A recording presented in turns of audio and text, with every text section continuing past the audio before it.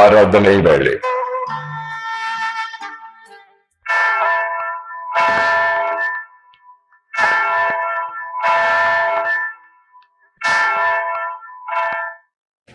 இறைமகன் இயேசு கிறிஸ்துவின் இணையற்ற நாமத்தில் இந்த ஆராதனை வேளை சிறப்பு நிகழ்ச்சிக்கு உங்கள் யாவரையும் வாழ்த்தி வரவேற்கிறோம். ஆண்டவராகிய இயேசு கிறிஸ்துவின் நாமத்தினாலே உங்கள் அனைவரையும் வாழ்த்துகிறேன், ஆசீர்வதிக்கிறேன். இப்பொழுது நாம் எதிர்காலத்திலே நடக்கப் போகிற ஒரு சம்பவத்தை குறித்து நாம் பார்க்க போகிறோம். அந்த சம்பவம் ஆண்டவராகிய இயேசு கிறிஸ்துவே சொன்ன காரியம். இது மத்தேயு 12ஆம் அதிகாரம் 41ஆம் வசனத்தில் உள்ளது. இங்கே உள்ள யார் யாரெல்லாம் அந்த சம்பவத்திலே இருக்கிறார்கள் என்பதை இந்த வேத வசனத்திலே நாம் பார்க்கலாம். யோனாவின் பிரசங்கத்தை கேட்டு நினிவே பட்டணத்தார் மனம் திரும்பினார்கள். இதோ யோனாவிலும் பெரியவர் இங்கே இருக்கிறார். ஆதலால் நியாய தீர்ப்பு நாளிலே நினிவே பட்டணத்தார் இந்த சந்ததியாரோடு எழுந்து நின்று இவர்கள் மேல் குற்றம் சுமத்துவார்கள். இந்த நியாய தீர்ப்பு நாள் என்ற நாள் எதிர்காலத்திலே குறிப்பிடப்படும் ஒரு நாள். அது இயேசுவுக்கு மாத்திரம்தான் தெரியும். அந்த நாளிலே நடக்க போகிற ஒரு சம்பவம் என்னவென்றால், அங்கே யோனாவின் பிரசங்கத்தை கேட்டு ஒரு கூட்டத்தார் அங்கே நித்தியமான ஒரு பரலோகத்தை சுதந்திரிக்கிற போகிற மகிழ்ச்சியில் இருக்கிறார்கள். அங்கே இன்னொரு கூட்டத்தாரும் அங்கே இருக்கிறார்கள். அவர்கள் யார் என்றால், அவர்கள் நம்மோடு கூட வளர்கிறவர்கள். இந்த சந்ததி என்று குறிப்பிடப்படுகிறது. இந்த சந்ததி நியாய தீர்ப்பு நாளிலே நம்மை பார்த்து குற்றம் சாட்டப் போகிறார்கள், நம்மை பார்த்து கதறப் போகிறார்கள். அவர்களுக்கு நீங்கள் என்ன பதில் சொல்ல போகிறீர்கள் என்பதுதான் இந்த செய்தியினுடைய சுருக்கம். நமக்கு நன்றாக தெரியும், நினிவே பட்டணத்தார் நினிவே அழிவுக்கு நேராக இருக்கும் பொழுது அந்த பட்டணத்தை நேரடியாக தேவன் அழிக்க விரும்பாமல் அதற்கு முன்பதாக அவர்கள் மனம் திரும்புவதற்கு ஒரு வாய்ப்பு கொடுக்கிறார். அந்த வாய்ப்பை யோனாவுக்கு கொடுக்கப்படுகிறது. யோனா அந்த பட்டணத்துக்குள்ளே கடந்து செல்கிறான். நமக்கு இந்த சம்பவம் நன்றாக தெரியும். யோனா, மீன் என்ற 3 நாள் இவைகள் எல்லாம் நமக்கு நன்றாக தெரியும். ஆனால் இந்த யோனா செய்த பிரசங்கத்தை கேட்டு அந்த பட்டணத்தார் மனம் திரும்பினார்கள். முதலாவது, அந்த பட்டணத்தார் எப்படிப்பட்டவர்கள் என்றால், அவர்கள் மிகவும் கொடியவர்கள். இந்த கொடியவர்கள் என்றால் அடுத்தவர்களை இவர்கள் சித்திரவதை செய்து கொலை செய்வார்கள். அதை பார்த்து அவர்கள் சந்தோஷப்படுகிறவர்கள். அப்போ இப்படிப்பட்ட மனநிலையுள்ள ஒரு ஜனங்கள், இப்படிப்பட்ட வாழ்கிற ஜனங்கள், இவர்கள் பூமியிலே இனி இருக்கக்கூடாது, இந்த நகரமே இந்த மக்களே பூமியிலே இருக்கக்கூடாது என்று தேவன் தீர்மானித்த பிறகு அவர்களை அழிப்பதற்கு முன்பதாக அவர் ஒரு வாய்ப்பை கொடுக்கிறார். அந்த வாய்ப்பு யோனாவின் மூலமாக கொடுக்கப்படுகிறது. யோனா போய் ஒரு பெரிய பிரசங்கம் ஒன்றும் செய்யவில்லை. மாறாக யோனா அங்கே சென்று தேவன் அவனுக்கு கொடுத்த கட்டளை, இன்னும் 40 நாள் மாத்திரம்தான் உண்டு, இந்த பட்டணம் கவிழ்க்கப்பட்டு போகும். அதாவது இன்னும் 40 நாளிலே இந்த பட்டணம் முழுவதுமாக அழிக்கப்பட போகிறது என்று தேவன் கொடுத்த நியாய தீர்ப்பை அவன் அறிவிக்கிறான். கொடுமையான மக்கள் கூட இந்த வார்த்தையை கேட்டவுடன் அவர்கள் மனம் திரும்பினார்கள்.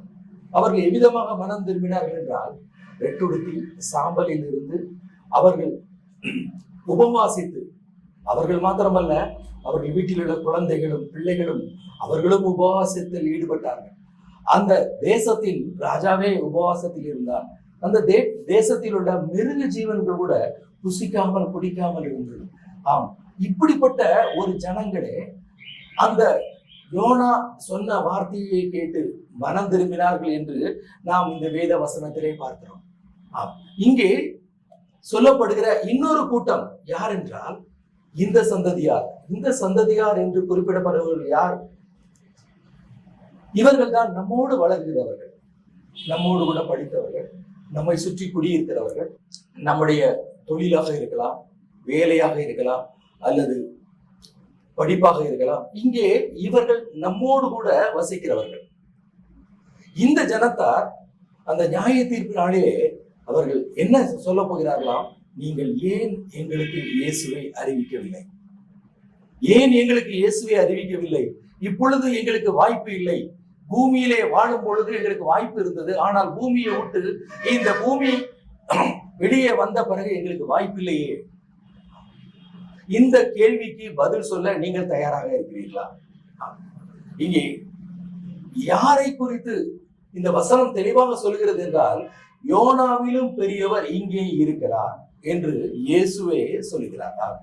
இயேசுவை குறித்து அறியாத ஜனங்கள், இயேசுவை தெரியாத ஜனங்கள், இவர்கள் அந்த நாளிலே நம்மை கதறப் போகிறார்கள். எவ்விதமாக நமக்கு ஒரு வாய்ப்பு கொடுக்கப்பட்டிருக்கிறது. நாம் இயேசு கிறிஸ்துவின் இரத்தத்தினாலே கழுவப்பட்டிருக்கிறோம். அவரிடத்திலே நாம் பாவ மன்னிப்பை பெற்றிருக்கிறோம். இந்த பாவ மன்னிப்பை பெற்ற காரணத்தினாலே நாம் நித்தியமான ஒரு வாழ்க்கையை சுதந்திரிக்க போகிறோம். ஆனால் நம்மோடு கூட வளர்ந்த மக்களுடைய அவர்களை நினைத்து பாருங்கள். உங்களோடு படித்தவர்கள், உங்களை சுற்றி குடியிருக்கிறவர்கள், உங்களோடு தொழில்களில், வியாபாரத்தில் மற்றும் அநேக காரியங்கள் தினந்தோறும் நாம் சந்திக்கிறவர்கள், அவர்கள் கதறப்போகிறார்களாம். என்ன? ஏன்? பூமிக்கு கொடுக்கப்பட்ட காலம் முடிந்து விட்டது. இனி நித்தியமான ஒரு நரகம். நரகம் என்பது நாம் நினைப்பது போல ஒரு நாள் 2 நாள் அல்ல. அது நித்தியமான ஒரு நரகம். இயேசுவை அறியாமல், இயேசுவை ஏற்றுக்கொள்ளாத இந்த ஜனங்கள் பூமியை விட்டு வெளியேறினால் அவர்களுக்கு இருப்பது நரகம்தான். ஆனால் நம்மோடு வசிக்கிற மக்கள் அந்த நினிவே நகரத்தாரை போல கொடியவர்கள் அல்ல. அந்த கொடியவர்களே அவர்கள் தங்களுக்கு அந்த யோனாவினால் எச்சரிக்கப்பட்ட பொழுது அவர்கள் மனம் திரும்பி இருக்கும் பொழுது, நம்மோடு வசிக்கிற மக்களுக்கு ஏன் நாம் இயேசுவை அறிவிக்கவில்லை? இந்த பூமியிலே கோடிக்கணக்கான தினந்தோறும் பிள்ளைகள் உள்ளே வந்து கொண்டே இருக்கிறார்கள். கோடிக்கணக்கான மனிதர்கள் பூமியை விட்டு தினந்தோறும் வெளியேறி கொண்டே இருக்கிறார்கள். வெவ்வேறு வயதிலே அவர்கள் பூமியை விட்டு வெளியேறி கொண்டிருக்கிறார்கள். அந்த உள்ளே வந்த நாளுக்கும் வெளியேறுகிற நாளுக்கும் இடைப்பட்டதுதான் அவருடைய வாழ்க்கை. இந்த வாழ்க்கையிலே அவர்கள் இயேசுவை கண்டுகொள்ளவில்லை என்றால், இயேசுவை சொந்த இரட்சகராக ஏற்றுக்கொள்ளவில்லை என்றால், இயேசு இவர்களுடைய பாவங்களுக்கு தண்டனையை பெற்றுவிட்டார் என்பதை அவர்கள் அறிந்து அவர்கள் பாவ அறிக்கை பண்ணாதது நிமித்தமாக அவர்கள் வெளியேறும் பொழுது அவர்களுக்கு நித்தியமான ஒரு நரகம், வேதனையான ஒரு இடம். நமக்கு மாத்திரம்தான் தெரியும். இயேசு மனிதனாக வந்தார், நம்முடைய பாவங்களுக்காக மரித்தார், அவர் அடக்கம் பண்ணப்பட்டார், அவர் 3ஆம் நாளிலே உயிரோடு எழுப்பினார் என்ற நல்ல செய்தி. இந்த நல்ல செய்தி நமக்கு மாத்திரம்தான் தெரியும். இந்த நல்ல செய்தியை மாத்திரம் நாம் வைத்துக் கொண்டு பூமியிலே நம்மை சுற்றி குடியிருக்கிறவர்களுக்கு அதை அறிவிக்காமல் வாழ்ந்தாலே அது நம் மீது உள்ள பாவம். சுவிசேஷத்தை அறிவிக்காமல் இருந்தால் எனக்கு ஐயோ. சுவிசேஷம் என்பது இயேசு மனிதனாய் வந்தார், நம்முடைய பாவங்களுக்கு மரித்தார், அடக்கம் பண்ணப்பட்டார், உயிரோடு எழுப்பினார் என்ற வார்த்தையை, இந்த நல்ல செய்தியை இந்த ஜனங்களுக்குள்ளே கொண்டு செல்ல வேண்டும்.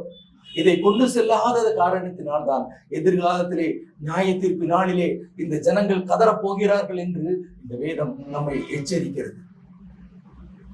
யோசித்து பாருங்கள். உங்களோடு கூட யார் யாரெல்லாம் குடியிருக்கிறார்கள்?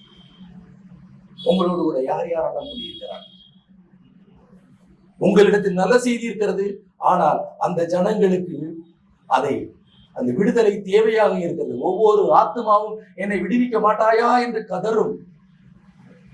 அது கிறிஸ்தவர்களாக இருக்கலாம், புறஜாதிகர்களாக இருக்கலாம், ஆனால் அவர்கள் கதறப் போகிறார்கள். அவர்களுடைய ஆத்மா இப்பொழுது கதறிக்கொண்டே இருக்கிறது. இதை கேட்கிற தேவ ஜனமே, நீ எவ்விதமாக அந்த நாளை சந்திக்க போகிறீர்கள்? இலகுவான ஒரு தீர்வு இருக்கிறது. இயேசு அவர் சிலுவையிலே இவருடைய பாவங்களை சுமந்து விட்டார். ஒரே ஒரு வார்த்தை, ஒரே ஒரு அறிக்கை உங்க வாயிலிருந்து அவர்களுக்கு சொல்ல வேண்டிய நல்ல செய்தி, அவர்களுக்கு தேவையான நல்ல செய்தி. இயேசு மனிதனாய் வந்தார், நம்முடைய பாவங்களுக்காக மரித்தார், அடக்கம் பண்ணப்பட்டார், உயிரோடு எழுப்பினார். இதை அவருடைய வாயில அறிக்கப்பட்டு அவர்கள் அதை கேள்விப்பட்டவுடனே அவர்களை நீங்கள் இயேசுவே பாவத்தை மன்னியும் என்று அறிக்கையிட சொல்லும் பொழுது அவருடைய வாழ்க்கையில விடுதலை உண்டார்கள். ஆயத்தமா ஜனமே, தேவ ஜனமே, நீங்கள் ஒரு நிமிஷம் யோசித்து பாருங்கள். யார் யாரெல்லாம் உங்களை சுற்றி குடியிருக்கிறவர்கள், யாரெல்லாம் உங்களோடு படித்தவர்கள், இவர்களுக்கு ஒரு நிமிடம் உங்களுடைய மனதிலே கொண்டு வந்து அவர்களுக்காக இயேசுவே இந்த ஜனங்களை காப்பாற்ற இந்த ஜனங்களை காப்பாற்றும் என்று அவர்களுக்காக நீங்கள் பரிந்து பேசும் பொழுது அங்கே ஒரு வாய்ப்பு உங்களுக்கு உண்டாயிருக்கிறது. அந்த வாய்ப்பை நீங்க பயன்படுத்தும் பொழுது அவர்களை இயேசுவே என் பாவத்தை மன்னியும் என்று அவர்கள் அறிக்கையிடும் பொழுது ஒரு பெரிய விடுதலை உண்டாயிருக்கிறது. ஆயத்தமா இருக்கிறீர்களா?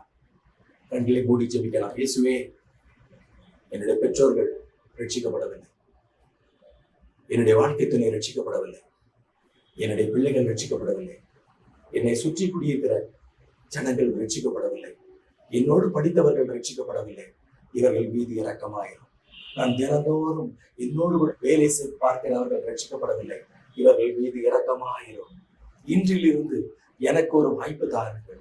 நான் அவர்களுக்கு நீங்கள் இந்த பூமியிலே வந்த காரணத்தை, நல்ல செய்தி அவர்களுக்கு அறிவிக்க எனக்கு வாய்ப்பை தாருங்கள். நானும் யோனாவின் பிரசங்கத்தை கேட்டு அந்த ஜனங்கள் மனம் திரும்புவது போல இந்த ஜனங்களும், என்னோடு கூட வளர்ந்த ஜனங்களும், அவர்களும் மனம் திரும்பும்படியாக என்னை பயன்படுத்தும். இயேசுவே, என்னை பயன்படுத்தும், என்னை பயன்படுத்தும். இயேசுவின் மூலம் வேண்டிக் கொள்கிறேன். ஆமென்.